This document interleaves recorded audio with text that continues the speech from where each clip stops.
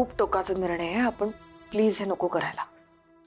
यात नाही म्हणण्यासारखं काय आहे भैरवी? राजन सुक्षणकरच्या व्यवसायाबद्दल आपल्याला खात्री आहे.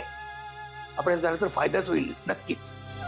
मला मान्य आहे, पण त्याच्यासोबत आपण जो कॉन्ट्रॅक्ट करतोय तो फार फार तर 1 किंवा 2 वर्षाचा असेल, कायमचा नाही. आणि काय आमचं करूही नकोस. कारण पुढं मग तुला पंगत ब्रँड हा सुरू करायचा आहे. हो बाबा, म्हणजे यात रिस्क आहे. धोका पत्कराशिवाय आयुष्यात दुसरं काही मिळत नाही. हो बाबा, पण मी स्वतःसाठी धोका पत्करू शकते. त्यासाठी तुम्हा सगळ्यांच्या डोक्यावरचं छप्पर पडायला लावावं असं नाही वाटत मला. दुसऱ्या कुठल्याही मार्गाने तू 10 दिवसात 50 लाख रुपये उभे करू शकत नाही भैरवी. म्हणून काय घर गहाण ठेवणार आहात तुम्ही?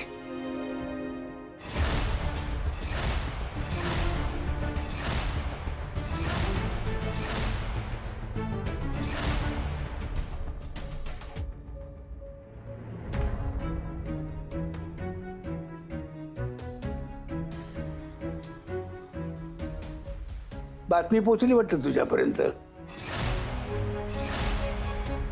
बरेच लांब आहेत रे तुझे कान. कोणाला विचारून घर गहाण ठेवताय तुम्ही? कोणाला विचारून? मला कोणाला विचारायला पाहिजे? मला नाही विचारलं तुम्ही. तुला का? मुलगा आहे मी तुमचा. दिवाळीच्या दिवसात सगळं कुटुंब एकत्र होतं. तुम्ही दिसला नाहीत कुठं. पाडव्याच्या दिवशी माझी सून तुमची वाट बघत होती, तेव्हाही दिसला नाहीत कधी. हा, मुलगा म्हणून तुम्ही घरात असायला हवं होतं नाही का? असं नाही वाटत? हे बघा, हे सणवार वगैरे मला यात इंटरेस्ट नाही आहे. And that's my personal choice. या सगळ्याचा आणि घर गहाण ठेवण्याचा काय संबंध आहे? हे बघा बाबा, तुम्ही इथे एकटे राहत नाही, आम्ही सगळे राहतो इथे. राहता म्हणजे काय करता रे? नुसती पथारी टाकणं म्हणजे राहणं म्हणत नाही. रात्री झोपायला येणं म्हणजे सुद्धा राहणं म्हणत नाहीत. काय या घरात राहणं म्हणजे घरातल्या लोकांसाठी काहीतरी करणं, त्यांच्या सुखासाठी करणं म्हणजे राहणं. काय केलेस तू आतापर्यंत? घर गहाण ठेवून तुम्ही या घरच्यांच्या सुखासाठी काय करताय हो? आणि कोणासाठी करताय हे सगळं? भैरवीच्या बिझनेससाठी ना? मग उद्या जर तिचा बिझनेस बुडला तर काय करायचं बाकीच्यांनी? असं होणारच नाही. आणि झालंच तर? कसं आहे ना अनिश, तुझ्या शिक्षणाचा मी खर्च केला, तुला वाढवलं, तुला शिकवलं, तुझं खाणं पिणं कपडे या सगळ्यांचा मी खर्च केला. तो का? कारण मला वाटलं की माझ्या मुलाचं काहीतरी भलं होईल. पण मला मान्य नाही आहे तो. कारण या घरावर माझाही हक्क आहे. आता तू हक्काबद्दल बोलायला लागलायस अनिश. तुम्हीच वेळ आणली आहे माझ्यावर तशी. भैरवीसाठी माझ्या डोक्यावरचं छप्पर काढून घेणार आहात का तुम्ही? एका माणसासाठी सगळ्यांचं भविष्य तुम्ही धोक्यात घालणार आहात का? हे बघा, एक काम करा, त्यापेक्षा ना तुम्ही या घराचा वाटा करा. अनिश, मला माझा हिस्सा द्या आणि तुम्हाला तुमच्या हिश्श्याचं काय करायचं ते करा. भैरवीला द्या किंवा अजून कोणाला द्या, मला फरक पडत नाही, पण मला आता माझा हिस्सा हवाय. अनिश, काय बोलतोयस तू हे? का? It's a practical suggestion. तुम्हाला घर गहाण ठेवायचं ना, ठेवा, खुशाल ठेवा. उद्या बुडलात तर तुम्ही बुडा.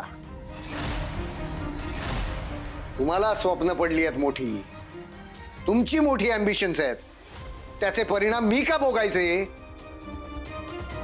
वेगळी माणसं म्हणजे घरातली कोणी नाही आहे, सगळे एकत्रच आहेत. ही तुझी बायको, सासरा म्हणून मी तिच्या पाठीशी उभा राहणार आहे. तिला पडलेली सगळी स्वप्न तुमच्या सुखासाठी आहेत. तुमच्या चांगल्यासाठी आहेत. त्यात तुला भाग नाही घ्यायचा, उलट त्याचे भाग पाडायचे तुला. ठीक आहे?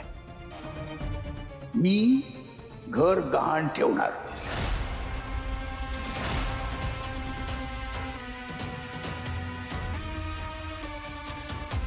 मी तुला वचन देतो अनिश, मी माझ्या सुनेसाठी 50 लाख रुपये उभे करणार.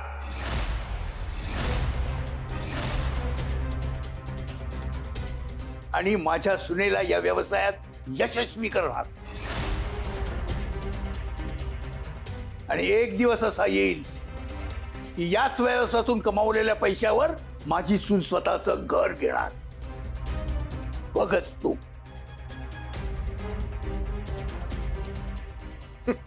बघू ना, पुढचं पुढे बघू. पण आता घर गहाण हा विषय बंद.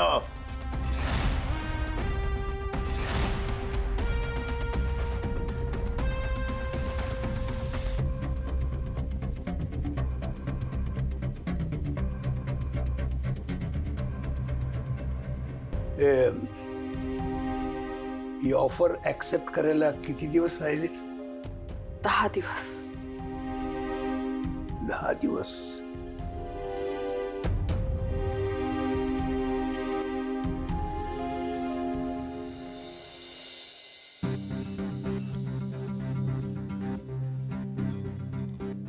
ए राजन सुकटणकर, परत परत माझ्या बायकोला का भेटतोयस तू?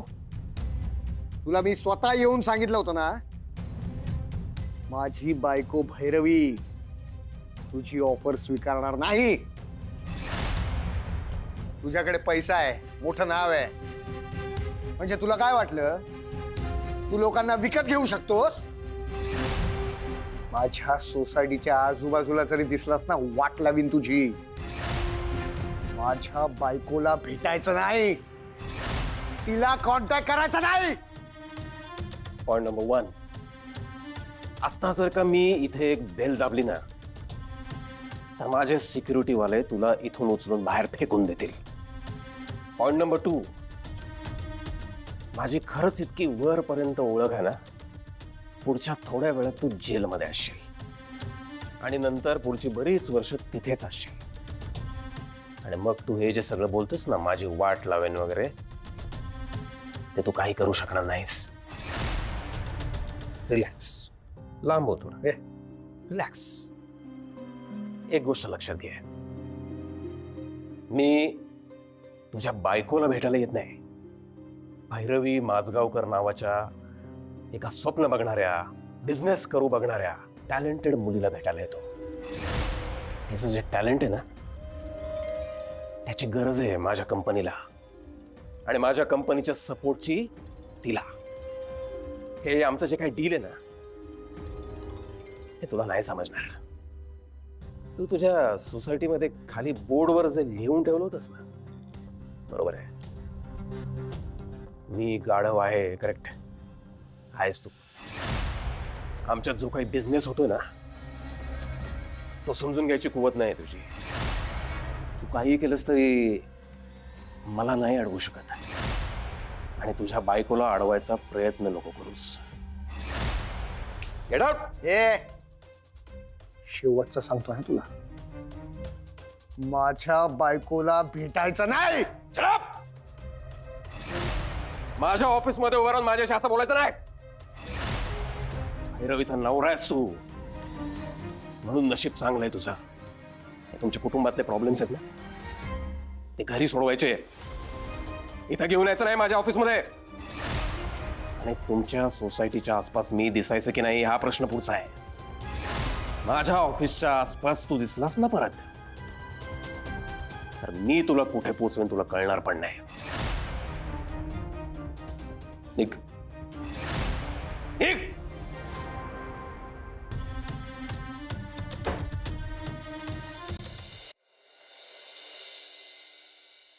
निलिमा, आले आले आले, झालं झालं. अगं निघालो मी. नाही झालं. हा, डबल.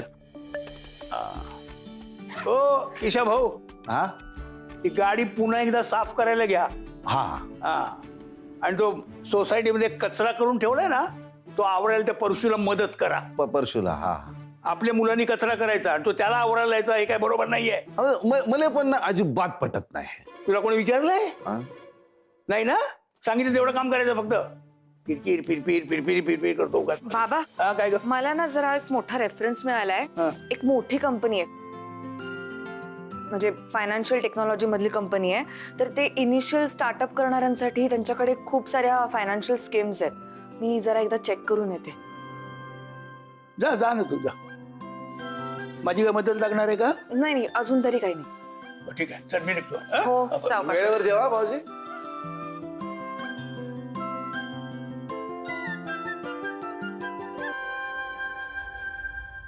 अरे राजन सुखणकर साहेब, या या या या या या या ना, या ना. चहा घेणार का? चहा घेणार? नाही नाही नको ए, प्लीज. मी थोड्या वेगळ्या कारणासाठी आलोय. चहा वगैरे नको मला. तुमची फक्त 2 मिनिटं हवीत. अरे वा, मग काय कंप्लेंट करायला आलायस? अनिश, काय बोलतोयस? थांब ग, कळेल तुला. बोला राजन सुकटणकर साहेब, कशाला आलात? कंप्लेंट करायला ना? जर कंप्लेंटच करायची असती ना तुझी, तर पोलिसातही जाऊ शकलो असतो मी. एकमेकाची कंप्लेंट करायला काय लहान मुलं आहोत का आपण? तेच सांगायला आलोय तुला, जरा मोठ्यांसारखा वाग, मॅच्युअर्डली वाग.